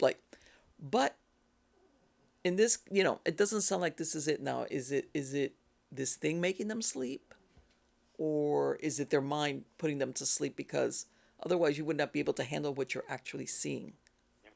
Well, I think something else that's been going. I've been getting more and more reports for years, and more in the last year or so. And you might find this of interest too. And there may be a reason for it. But I'm talking to witnesses who have very, very detailed a lot of UFO incidents, low-level, close range, where they were with a relative or friend, and right after it happens, that other person either one refuses to talk about it, or two doesn't remember it. And some of these people, even for years later, they refuse and don't want to discuss it with the other witness who remembers it perfectly well. Okay, see, yes, and I've heard of that. I've heard of people saying we both saw it. Like, in other words, the two people know that they see something, they talk about it, and then later on, sometimes even years later, they'll talk to that person, and that person will like look at them like, I don't remember that. In other words, not like I'm faking it. Like, it's not that I don't want to talk about it. It's just that they'll look at them blankly, like, "What are you talking about?" Yeah, yeah. And then there's other incidents that are very, very strange as well. There's different physiological effects being reported in some cases, psychological effects of some incidents. I've talked to a lot of hunters involved with the Bigfoot and other cryptid stuff, and Yes. people out in the woods who, they report overwhelming fear, that all of a sudden they are completely disoriented. They know the area very, very well, but everything looks completely different. The paths look different. They don't know where they're at. And sometimes that seems to happen during an experience where they're there, but it's something else. The environment looks completely different. Yes. It's so interesting what's going on. Well, you know what? High anxiety, high anxiety will do that to people. Like you said, you might have gone to this place a million times, and all of a sudden you look at it. Like when you arrive someplace you've never been to before, that you don't know what's what, or where's, like where does that high anxiety will put you in that frame of mind where your mind, like you yourself, it's making you more anxious to realize that I should know this, and I can't get my Yeah. bearings. Right. So But what's adds to the going on layer of is anxiety. but what's going on is that these people, everything is normal, but one of the things that's shown up more and more over the years is that these people are out there in the wooded areas, and suddenly all the nature sounds go completely silent. Yes, my There's God, nothing. I've heard And then that. they have this overpowering fear that something is there around them. They hear something chasing them at times. They can't see it. Yes. And so there's other effects being reported. And it's a pattern to what's going on by so many different people. Yes, that thing that you said, that all of a sudden all the insects, everything that usually makes noise, it quiets down to the point that it's like, what's that? Exactly. Somebody that's familiar with the outdoors, and even people that are not that familiar with the outdoors, think, why has it gotten so quiet? What's wrong? And I think that it's part of our, whether you want to call it our basic survival instinct, that you're like on high alert, like, okay, am I sitting duck where I'm at right now? Yeah, like you kind of feel like either being watched. I'm sure you've heard of those stories of people saying, look, I had this intense feeling of being watched. I don't know by what. But Oh, yeah, that's very common. yes, that, and again, do you have you had reports of, and I know that a lot of people, of dogmen out and where you're at? Yes, I have. And very interestingly, in the last few weeks, I can tell you, it's as though a zoo of unknown creatures suddenly just all escaped and are being reported from different areas. Because we had, I think I mentioned earlier, we had a pterodactyl sighting by Yes. a guy who's been very familiar with the outdoors. We've had Bigfoot sightings. We've had a possible Black Panther incident, and we had a Dogman incident. Now, going back to 1973, when we had that major outbreak, and when all these Bigfoot sightings were being reported, and a lot of the Bigfoot sightings, they were your typical Bigfoot report, something 7 to 9 foot tall. But there were some variations. Some were taller and thinner. Some were shorter and more muscular looking. Yes. And then we had smaller ones. And actually, in the last few years, we're getting more reports of smaller ones as well, around 4 to 5 feet tall. Okay. And but there were some reports and some really very strange, incredible reports. Back in those days where people were, literally a few feet away from them. I'll tell you one very strange story. And again, all this is my Silent Invasion book. We don't have the time to get into even half of what was going on. Okay. But anyhow, and then remind me to tell you about this one that just happened a few weeks ago. Okay. But anyhow, so here's a woman during this massive Bigfoot outbreak. She's visiting friends. This occurs in a rural area between Greensburg and Jeanette, Pennsylvania, where there have been a lot of sightings going on. She was visiting friends that had a home that was in the country, not too many homes around. It was a very low foundation to the ground. So she gets up, I think it was around 3:30 in the morning. She's in the bathroom. So the bathroom now is at ground level, and the window's right there, so somebody could easily have walked up and looked right directly in her face as exactly what happened. She was sitting there. She hears these strange animal sounds, and suddenly here's this hideous thing rises up from the ground. It's looking at her directly the other side of the screen, so like a foot away from her, looking directly into her face. Oh, my God. She's describing the skin, the glowing eyes, the fang-like teeth, and the face looks more like a wolf or a dog. Okay? She's hysterical. She runs out of there screaming. Okay. She called the state police in Greensburg. The state police phone patched her to me. I interviewed her. A trooper went out. He found some tracks out there. Anyhow, listen, here's the really strange part of the story. This is something most people don't ever hear about. I've had more than one report like this. It's not that common. She was so frightened, she asked the people to take her to her home a few miles away. Yes. Within the hour, the same or a similar creature showed up at her house. Wow. See, it's following her. It's following her. And I've heard of reports like that. This stuff is all interconnected. It's connected with the orbs of light, the Bigfoot stuff, the UFO stuff, a lot of these anomalies. I'm telling you, a lot of this stuff is all interrelated. And you know what? There's that sci-fi horror movie called Jeepers Creepers, where supposedly the creature scents people. Like once it has your scent, it can follow you around. And I think in some instances, this happens with people that have these encounters with some of these cryptids. Yeah. And, here's something just a part of it, and then I'll tell you about this recent Dogman sighting here. Mm-hmm. But a lot of my friends were over in Vietnam during the 60s. Okay. And they were coming back, and some people heard about these reports now. They were telling me about the rock apes, what they called these smaller, hairy, Bigfoot-type creatures over in Vietnam. They called the rock apes. Okay. But some of these fellows told me, I never heard people talk about, but they told me that these creatures had the ability to pick up the scent of an individual soldier. So when they went out, they always went in groups because they wanted these things to follow them somewhere. Yes. Yes, I believe it. I believe that happens, that once it has your scent, for whatever reason, and maybe there's something more attractive about some scents versus others, all right? Where it, and like I had an email. This was way back in the early 2000s it sounded like a young guy. Same thing. And I wanted real brief. He went on a hunting trip. They left suddenly because somebody has had something, and it sounded like the equivalent. He didn't know what it was, but he had gone out with his dad. He was a young guy. Sounded like a teenager. They all leave all of a sudden, and his dad wouldn't tell him why. And he's like, well, what's the big deal? And it sounded in his email, because this was way before, now everybody puts stuff on social media, but I would get a bunch of weird emails. And he tells me that it sounded like he lived in some type of rural area out in the Midwest. I'm not sure. Sometimes people are really vague on purpose when they're telling you their story. And he was the first one home from school. And he says, usually I would head to the kitchen and get something to eat.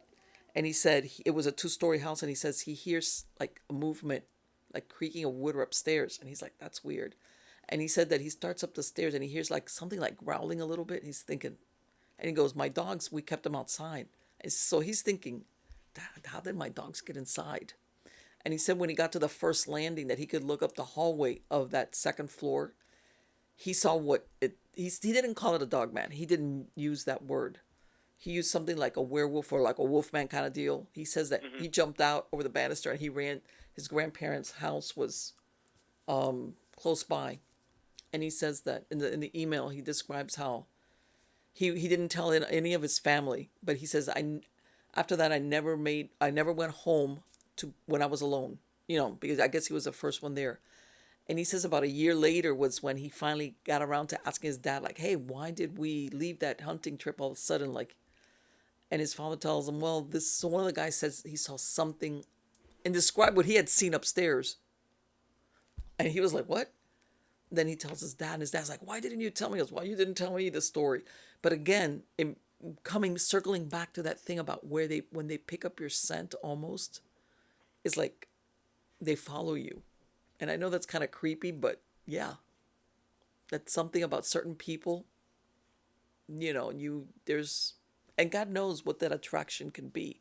It could be anything. We don't really understand it, I think, as far as... Well, there's a lot of this we don't understand. Nobody does, including the government. I'm pretty certain they're aware of some of what's going on, but they don't understand it either, which is one reason why there's so much secrecy. Do you think, Stan, I know that do you think any of these cryptids, well, not the ones like let's say the Black Panthers, but let's say, what do you want to call them, Bigfoot or even Dogman, that there's some type of experiments gone wrong, hybridization or something that was done intentionally or unintentionally? I mean, could there be cases like that? You hear all kind of stories over the years, but these reports in Pennsylvania, they go back to the Native Americans. Yes. I used to get invited over the years to some of the Native American powwows they had around the area, and they invited me to speak, and I got to meet different Native Americans there, and they talked to me about their families and the history of their encounters with Bigfoot across the state. And, right. Of course, back in the early days, they didn't call him Bigfoot. They called him a wild man of the woods of the forest. Right. And they're telling me similar stories, too, about, the strange lights and the fact that the Bigfoot was more spiritual in nature than being a physical animal of the forest. And it's been going for a long, long time. And there's so much that people don't know about, about the Bigfoot cases we're dealing with. It's much, much stranger. And again, a lot of this connects with other cryptids as well, that I'm finding similar patterns. So I really think a lot of this is interconnected. Again, do I have the answers? No, I don't think anybody does. But this is what's going on.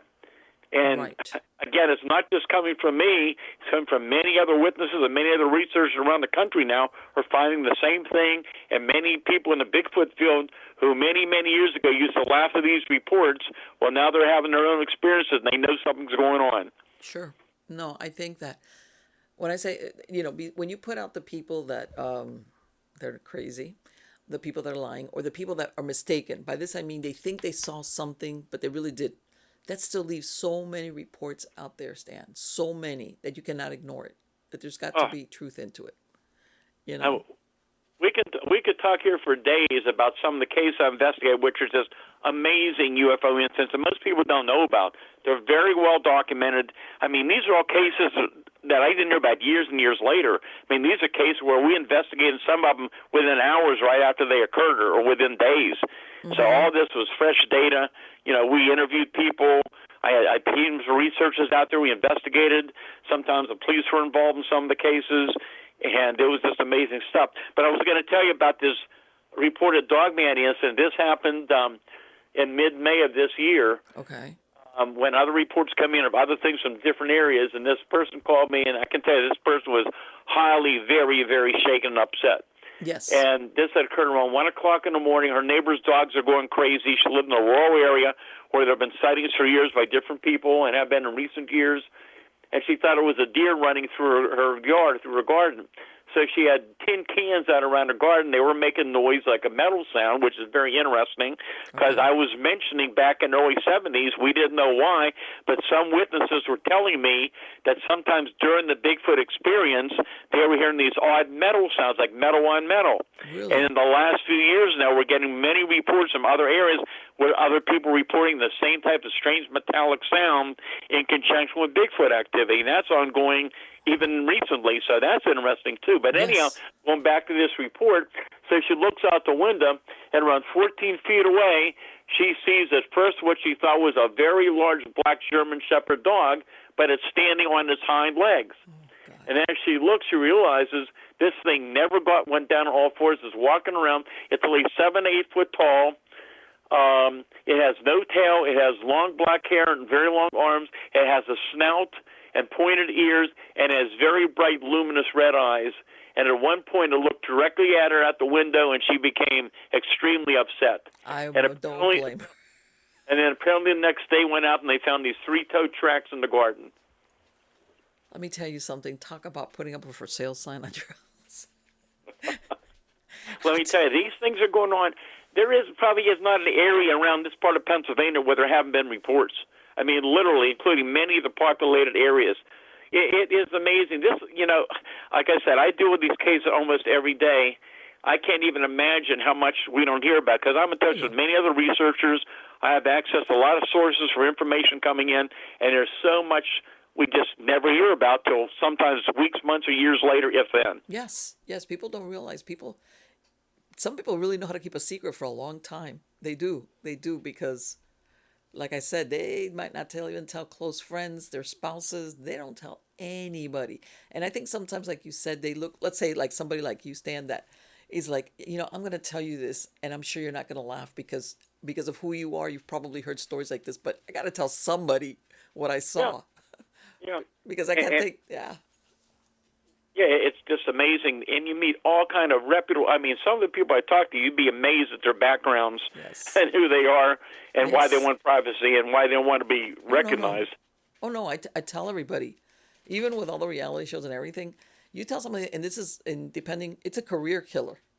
People will forever remember you as that. Or, if there's a promotion or something, you'll be known as that guy that remembered or saw, or, hey, So there's a lot of people that will keep things to themselves and say, you know what, nah, I wish I could talk about this, but forget it, because the stigma of it, and unfortunately, and I've even heard of some supervisors of people that will sit, that they'll say, look, and the supervisor will say, look, I don't want to hear, do not tell me about this, because then I'm going to have to make a report on this, so do not tell me the story, right? Because they want to shut them down, because, they tell them something, look, it's going to look bad on you. Don't make me have to write up a report on what you're about to tell me. All right? So there's definitely, in certain jobs or locations or whatever, there's this unsaid rule about certain things like that. You just don't talk about it. Yeah. Because if not, it'll lead to things that nobody wants to go there. They know it exists. And like you said, the source is very credible. But just for that very fact that they're so credible is why they really don't want to go further with it. That's correct. Because That's it's right. Because when it's a crazy person, you could say, oh, they're just crazy. But when it's not, let me ask you, Stan, I don't know, are you familiar or have you heard, they're mostly seen out in California, something called the Dark Watchers? I've heard it mentioned, but I'm not sure. Can you give me more detail? They've been sighted supposedly in other parts of the country, but they've mostly been seen out in the mountain range, like by Big Sur and Santa Lucia Mountains. And basically what they are dark silhouettes, and people see, they're usually staring off into the distance, and then they just kind of fade out and they disappear. And so are you talking about shadow people? Around here they call them shadow people. It sounds like shadow people, but they've been seen, they're usually seen either at sunup or sundown, even though some people have seen them in the middle of the day. They're usually seen at a distance, all right? Let's say on a cliff or somewhere. And if you see them, like you start looking at them, they just fade out and they fade away. And they're usually very tall, 7 to 10 feet in height. Sometimes they are described as, most of the time, wearing like a cowl or a cloak or something like that kind of outline. In some cases, they've been seen with broad brim hats and a walking stick. And there's where sometimes they even tend to be seen more with people with either no low tech or a lot of electronic stuff. Like if you're a camper and you're out there and you don't have a lot of high tech, they say those kind of people will more easily see them. And they've been sighted for at least a couple of 100 years out there. And I was wondering if you had come across any stories like that. And It, it's a it way it's a shadow person, but not really, not the typical okay. shadow person. I have heard over many years. I've heard a few similar stories just from memory. I can't remember a lot of detail, but some of those might fit into that. We've had reports of smaller humanoid creatures floating above the ground. One was carrying like a what do I want to say, walking stick or something, and floating across the field. And I think there was like 5 witnesses. Yes. Okay. We've had floating entities. We've had winged humanoids. We've had a thing years ago, got real famous up in Butler County called the Butler Gargoyle. And I interviewed this fellow many times. I interviewed him right after it happened. He has an amazing background. And he was riding home up around East Brady back in 2011. His headlights caught something to the right side of the field. Thought it was a deer. He slows down. Suddenly this thing rises up from the ground, takes 3 big steps in front of his vehicle and off into the woods. And I interviewed him right away, and when he called me, and he said, people talk about Bigfoot. He said, this thing wasn't a Bigfoot. He said, at least 8 foot tall, but was covered with light leathery skin. The head was shaped like an aerodynamic helmet. The eyes were swept back. It had claws for hands, but had wings tucked into its back. And took 3 big steps across the road and gone. Within a few days, numerous other witnesses in that area were reporting to the local research group up there in Butler. Let me tell you something. That'd be one of those note to self: do not take this road ever again. You know what? I don't know if you ever seen, this is an old, but not that old. I think it was released like late 70s, early 80s. It was called Gargoyles. Okay. I don't know if you ever seen that movie, Stan, because what you just described is exactly that. Like basically, you know, usually you see gargoyles, of course, as statues and things, but what you just described is exactly what that was, what that looks like, which is, you know, not small, but that leathery with the wings tucked behind it. Yeah. Let me tell you something. That right there, that's like the stuff of nightmares. I'll tell you that much right now. And Yep. let me ask you, did he ever see that again? Did he ever have any other type of encounter? No, but other people saw the same thing up in that general area within a few days. Isn't that interesting? Yep. Think about it. I've written 4 books now. I wish we had time for hours and hours to talk, but there are so many amazing incidents in these books. The Creepy Cryptids book, the new one, Yes. I mean, it has things there nobody's ever heard of before. Some of the stories are actually creeping me out. They were so unusual, but these are all people I interviewed myself. And, you know, everybody's heard about Mothman Yes. in West Virginia back in 66, 67. I'm sure you have as well. Yes. Okay. During that time, of course, there was no internet back in those days, and I was hearing rumors of something similar was going on in the Pittsburgh area. And years later, I found 2 different separate incidents where some type of Mothman incident was taking place in the Pittsburgh area at the same time was going on in West Virginia. And the one report is actually from another author who I got to know very well. It's very credible. He was the best friend of the witness who was with his girlfriend parking when they had an encounter with the creature. Okay. It is much weirder and stranger than anything happened in West Virginia. And his whole story, his whole account's in the Creepy Cryptids book. It is amazing. Let me tell you something. And it's really funny because sometimes you have these sightings and then they stop. You know, you'll have them for a couple of, like you said, various people that are unconnected will see it. And then all of a sudden they stop. It's just a sudden, then they stop. And it makes you then go into that interdimensional, like, speculation. Yeah. Well, it goes deeper than that, in fact, because I got very much aware of this years and years ago. I'm still in touch with some witnesses and people I interviewed from 40 years ago. One woman in particular, she was a very young child who was missing at the time here in rural Westmoreland County. There was a big search for her, and they found her standing right in the middle of a field that afternoon, where they had searched many times. She said she was here the whole time. And from that time she was young, she had paranormal experiences in her home. There you go. Ghostly apparitions. Throughout her life, she had UFO encounters, Bigfoot encounters. Sometimes other people were with her, too. Sometimes orb encounters, creature encounters. Then as time went on, her children did, now her grandchildren. Right. Okay, And this is and almost I like that found- hitchhiker effect that they wrote about. Yeah. You know, the people that worked out there in the Skinwalker Ranch. That's what it sounds like. Yeah. Well, and that's what I've been doing with for years. I've known about this for years. I'm in touch with numerous people like this who don't know each other, who have had these experiences from the time they were little. So you've got everyday people who may have a one-time encounter with a Bigfoot or a UFO or a cryptid. Then you have another group of people who have a whole lifetime history and patterns and similarities of these things going through generations of families. Some going back to grandparents and parents and children. It's amazing. But here's the thing that's really interesting. Even in recent weeks and months, and especially last year, these people don't know each other, and sometimes when one of them is having the experience, sometimes the other ones are calling me the same day or within days telling me the things they're experiencing as well. Wow.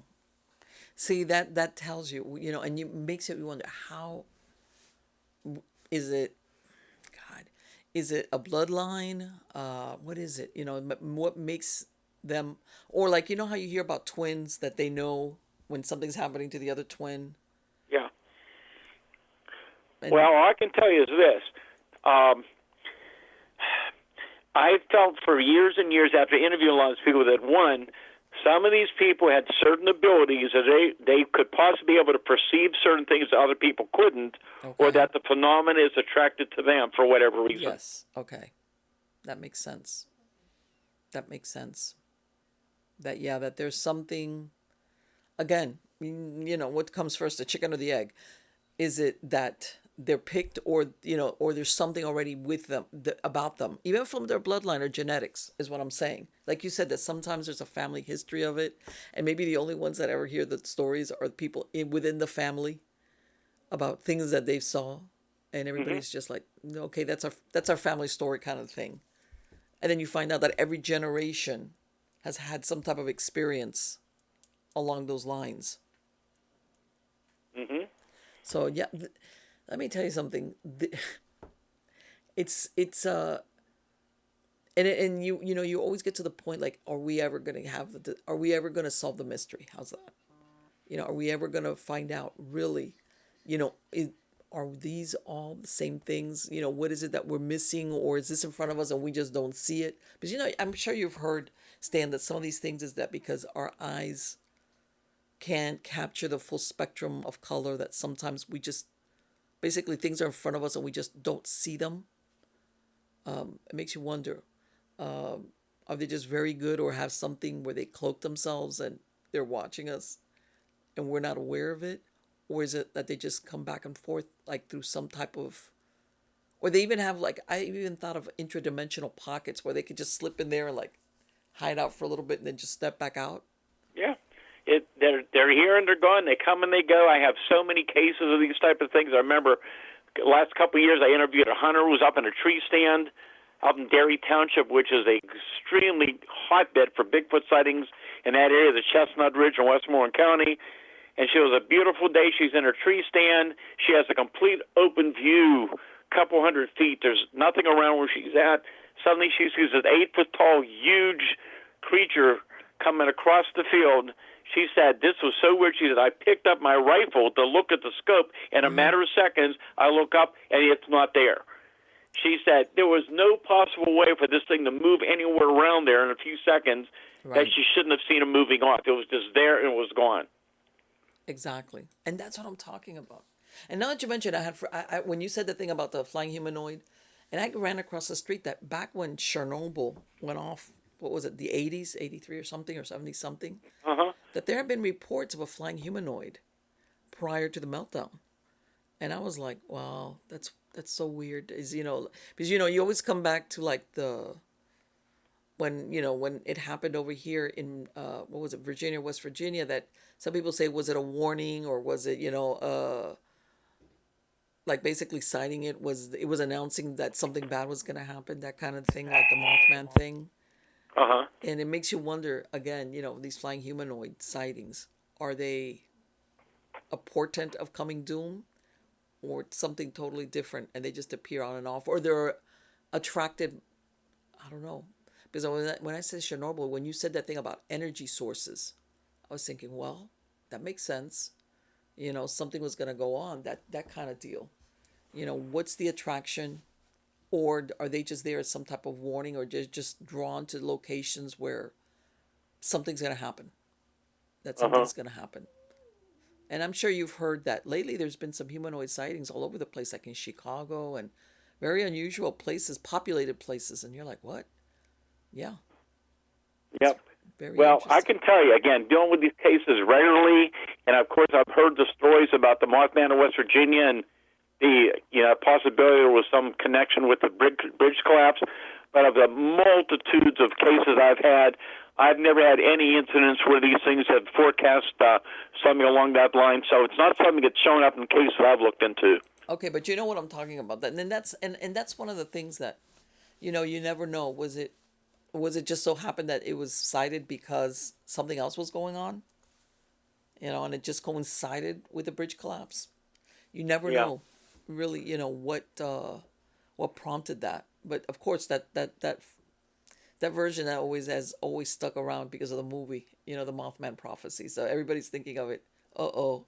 You see a flying humanoid. Uh-oh. Something's gonna happen. Yeah. It's a lot of interesting things out there we just don't know enough about. All right, Stan, for my podcast listeners, can you give them your website address where they can Sure. find you? It's www.stangordon.info, stangordon.info. My phone information, my contact info, email is on there. People can reach me. And there's a lot of activity going on. There's a lot of information on there. I'll be updating it again as soon as I can. We have numerous events coming up over the next several weeks and months. We had the Kecksburg UFO Festival, July 18th to the 20th. This year's the 60th anniversary of the Kecksburg incident. Wow. And there's a lot of things coming up, so keep checking the website, and I think you'll be hearing a lot more. Fantastic. And I'm going to have a link in the credits of the show. Thank you again so much, Dan. It has been wonderful to talk to you guys. Such great stories. You're right. We have a good talk for hours and hours. You're great. Okay, and thank you very much. Have a good evening. Likewise. Take care. Bye-bye. Good night. Good night. Here we go.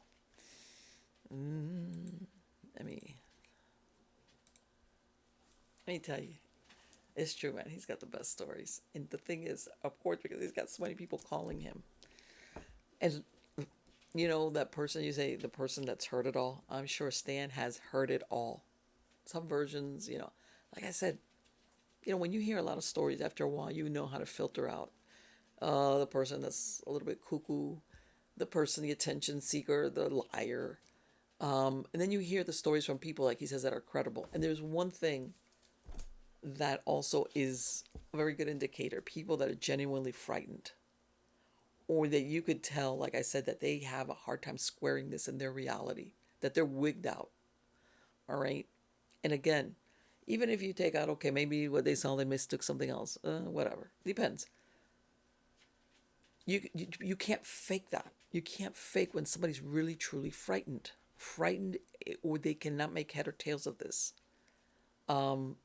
Especially, and I'm going to use the example of people that are familiar with the outdoors, hunters who are familiar with, let's say, where they're at, the animals, the sounds. They just know where they're going, and when they see or experience something, and they come to that conclusion that it was either a cryptid, or I'm not even saying Bigfoot, it could be anything, that they just cannot make it fit, and then they're left with only one possibility that they saw, whatever, let's say, Bigfoot, a Dogman, whatever, that they tried to, like, could it have been that? No, because I know that animal. Nope. They hear, like, you hear some of these people describing Bigfoot chatter or screeches or howls, or that a lot of them will say. You hear these stories about people who are familiar, like, I know all the noises that animals in this area would make, even their weird or mating calls. I know what there's like, and I know that this is not any of those. Again, that puts people in a real predicament. And again, which is what me and Stan were at one point talking about, that how do you go back into the woods? Let's say use that as the scenario. How do you go back there and hunt or go camping or just whatever, take a hike? when, whether, even if, let's say you didn't see something, you just heard something that you know that all of a sudden it's like, oh, the wonderful outdoors. It's not like the wonderful outdoors anymore because you know there's something out there that doesn't doesn't sound quite right in your world of what you thought you knew. Okay. And that's a very difficult. I'm telling you, there's people that have been driven indoors from the outdoors because of things they've seen or heard or experienced. That they're like, I like that. I like that world, but I just don't trust that world anymore because there's something there. And you know what? You could logic it and say, well, whatever's there was there all along, and you just didn't know. But that's it. Once you know, once you've had that experience, again, whether it's visual, auditory, even sometimes a combination of smell, something that once you know it's it, you can't go back. That's the BC and the AD, before the that's that once you're there. Or let's say there's people that are lone hikers or lone campers or lone hunters, and as a matter of fact, they enjoy the solitude of going out there and doing whatever they're doing because they're alone.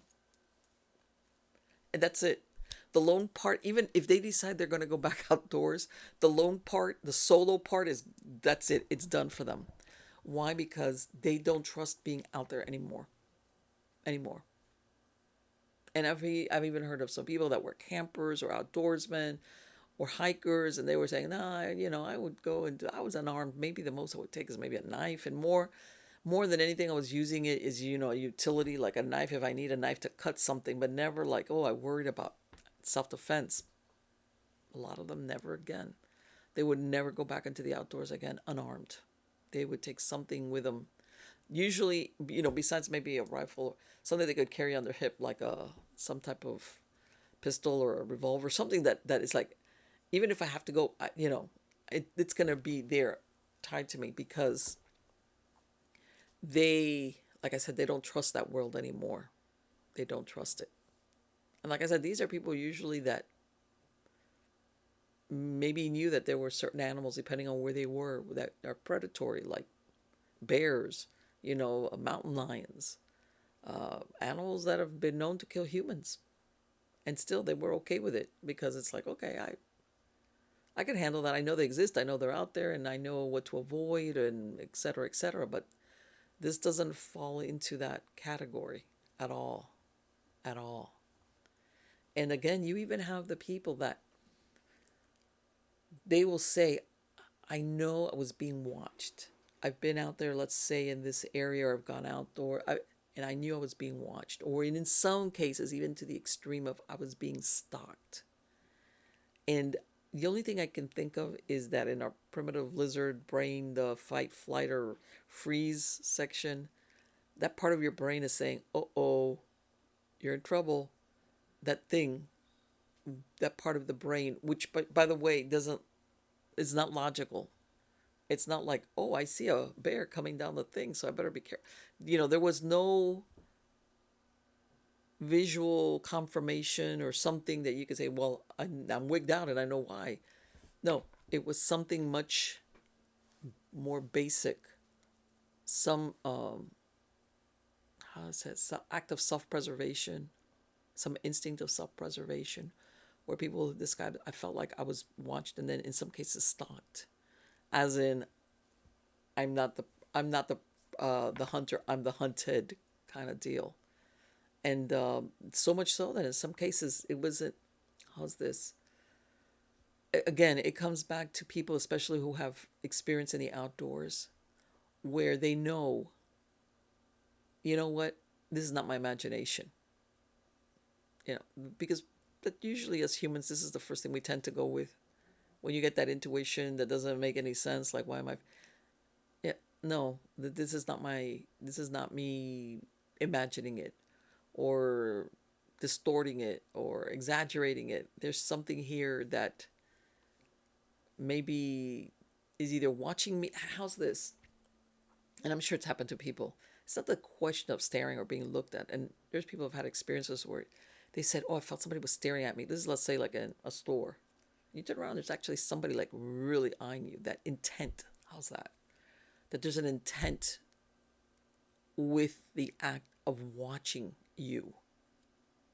All right. And I think that people, like I said, on some base level, feel it.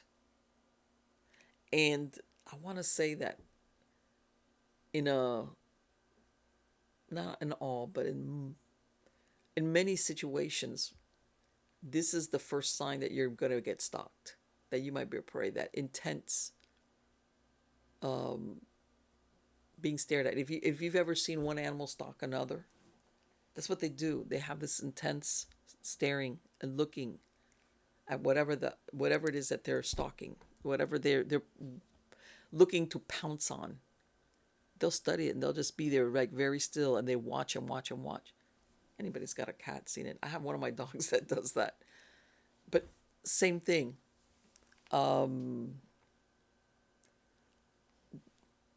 I think that, and then you wonder, well, will we ever have an answer? Is it a question of disclosure? Because some of this stuff, like especially with the UAPs, even though I hate that name, UFOs, in my book, they're UFOs. We have so many conflicting stories even now, recently, that a lot of these stories were basically about the flying saucers and all that stuff, that basically the government was making them up, the Pentagon, so that people would not realize that basically what they were seeing was us developing some type of, some type of airplane or military or whatever. So they just like threw this out there with the UFOs and the flight. And it's like, okay, after a while you become very cynical, unfortunately, as to where does the truth end and the lie begin. As in, okay, so now, and don't get me wrong, there's a part of me that says that sounds plausible. Where all along they've thrown that out there, these UFO stories and the sightings and blah blah blah blah blah. And all along it was a cover for like, yeah, forget the weather balloon stuff. We're gonna make like a real stupid, so that people go, that's the weather balloon. We know that's not a weather balloon. That was a UFO. That was a little. It's like, yeah, okay, get carried away. As long as you don't realize what you were really looking at was us. But then the flip side of it is, you speak to somebody like Stan, that's telling you there's all these people having these sightings that are not your flying saucer. They're not your typical craft. How's that? The different ones that people will talk about. Whether they're cylindrical or the triangular ones or the cigarette. None of that. We're talking here orbs. All right. Like I said, no hard edges of different sizes. Okay. As in, okay, what are these? Are these lookouts? Or what's in there? Or let's go down this. What are these orbs? Let's say as big as a baseball or a basketball, whatever, right? And you see this. What are these basketball orbs? I'm sorry, which is the right word. These orbs. You're thinking, okay, maybe these are like portable or flying doorways or portals. That maybe they become stationary and then they open up and they expand and they become a doorway. And that's basically what whatever, something can come in and out through there. And then it just shrinks back and does its own thing. Now, what the intelligence is behind this, the purpose, God, we could go in a million directions on this. All right. Again, are they there all the time and some people can't see it, don't want to see it, or just something in the way that what our eyes are capable of seeing, we just don't see it? Or, like, in other words, that they're cloaked. Let's go back to the Predator movie. It was there and it just blended in. And it wasn't only till they kind of shifted that people realized that was something, the soldiers, or is it not there, and then it just comes into this dimension. And again, you see more and more, the more people I've talked to in this field, that whether it's the UFOs, the ETs, even, again, the cryptids, is like there's an intradimensional doorway, which is how it explains their appearance and or disappearance. So that, like Stan was saying, which is, well, is this why sometimes there is no evidence, which is what everybody's looking for? Like, show me the dead Bigfoot, or show me the dead Dogman, or whatever, the dead, fill in the blank. Same thing, like I was telling him, there's certain cryptids that are seen for sometimes a couple of weeks, a couple of months by credible witnesses, and then that's it. They disappear. Nobody sees them again. Is it because these were ones that for some reason at that point in time were able to come through one of these doorways, portals, and then they went back, or somebody fed, oh my God, but you know what got out there? What? Go get them. They brought them back in. It's just me making things up, but why not? I'm telling you, in this field, anything is plausible. Doesn't matter. It doesn't have to be that far fetched to be plausible. How's this? It could be far fetched and plausible at the same time. All right, as far as anomalies. And again, a lot of what Stan was saying, that people that have seen these things and actually get around to talking about it, or saying, look, I saw this. And I wish I hadn't seen it, but I saw it. Or I can't make head or tails of it, but I saw it. They weren't looking to have that experience. And I think that's a very convincing scenario. And how's this? Versus the person that's going out there in the field looking to have the experience, which God knows nowadays there's a lot of them. These are the people that were not looking to have the experience, and they had it. They were hunting, they were fishing, they were taking a stroll, they were hiking, or in their house, all right? Going to the bathroom, as Stan was saying. In other words, this is not in their wheelhouse of, this is going to happen to me, or I'm going to see this, or nothing. That's it. There's nothing there. And let me tell you, I don't know where my cat is at, Marnie. I have a black cat. That thing where that guy sees the cat, and when he looks, this thing is like the size of a leopard or a jaguar. I'd be like, holy smokes. Oh, shit. Let me tell you something. It'd be like, whoa. And I'm not kidding you. People don't realize also, when he said that thing about